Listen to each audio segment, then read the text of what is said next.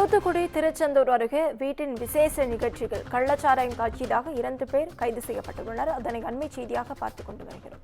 இது குறித்த முழு விவரங்களை வழங்க செய்தியாளர் அஜித்குமார் நம்மோடு இணைப்பில் காத்திருக்கிறார். அஜித்குமார், வணக்கம். விவரங்கள்.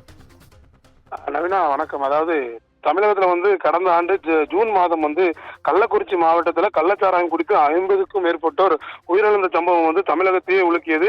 தொடர்ச்சியாக தமிழகத்தில் உள்ள பல்வேறு மாவட்டங்கள்ல கள்ளச்சாராயத்துக்கு எதிரான நடவடிக்கைகளை தமிழக காவல்துறையானது மேற்கொண்டு வருகிறது.